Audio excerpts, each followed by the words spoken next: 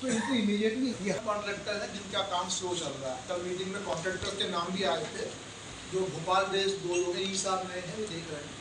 तो उनको सर जो 2 दिन कॉन्ट्रैक्टर परमानेंटली ध्यान नहीं दे रहे हैं, बहुत काम लिए उन्होंने, उस पर ध्यान देने की जरूरत। उनके बस की फोकस नहीं कर रहे हैं, उनको एक्चुअल ठोस तरीके से बुला के काम कराना। कई जगह हमने जो नोटिस दिए हैं वो क्लॉज के हिसाब से नहीं है।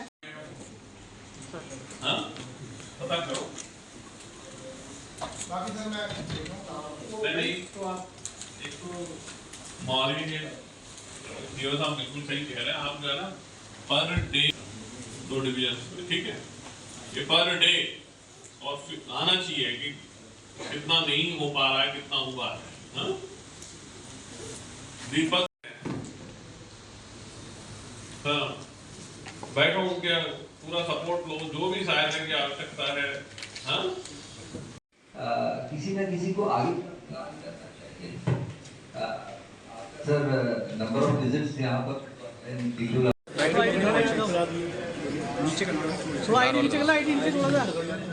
जल जीवन मिशन का कार्यक्रम पूरे मध्य प्रदेश में चल रहा है।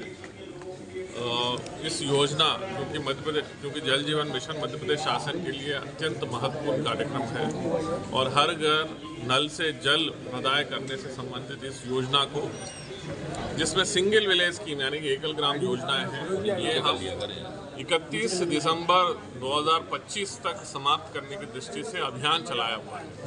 ग्रामीण विकास विभाग और पीएचई विभाग मिलकर इस योजना को मूर्त रूप देने के लिए बहुत अच्छे प्रयास हो रहे हैं। और इसी तारतम्य में कल मैं सागर डिवीजन का रिव्यू मीटिंग लेने टीकमगढ़ में था।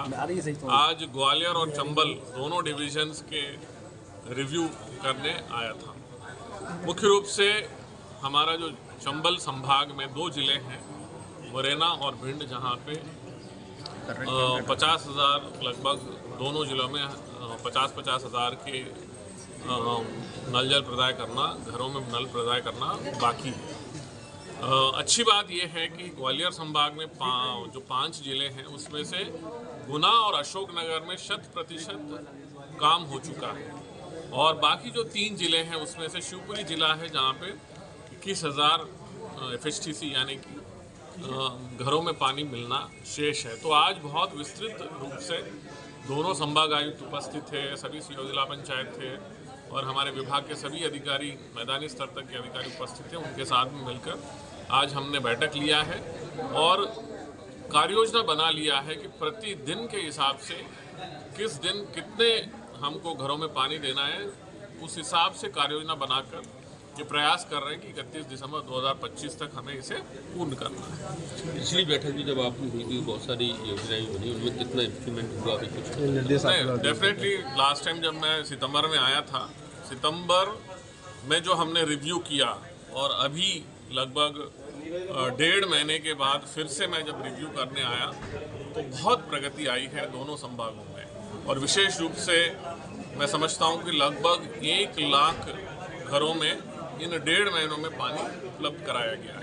तो ये उपलब्धि बहुत अच्छा उपलब्धि है, परंतु हमें गुणवत्ता के साथ में काम कंप्लीट करना बहुत आवश्यक है और काम कंप्लीट करके फिर ग्राम पंचायतों को हैंडओवर भी करना है। वो भी एक बहुत प्रक्रिया है जिसको सुगमता के साथ दोनों विभागों के समन्वय के साथ इसको आगे बढ़ाना बहुत ज़रूरी है। लेकिन बिजली कहीं ना कहीं इसमें आड़े आती है, बिजली की सप्लाई आड़े आती है, तो योजनाएं तो बन जाती है, बाद में फिर वो टंकियाँ केवल हाथी का रूप लेकर खड़ी होती है। इसके लिए मैं आपको बताना चाहूँगा कि आपके माध्यम से पूरे ग्रामीण क्षेत्रों को, लोगों को और हमारे विशेष रूप से ग्राम पंचायतों में जो इस व्यवस्था के अंतर्गत जो त्रिस्तरीय ग्रामीण पंचायत राज व्यवस्था के अंतर्गत जो लोग हैं कि हमने मध्य प्रदेश शासन की ओर से इसके लिए संचालन और एक संधारण की नीति बना लिया है।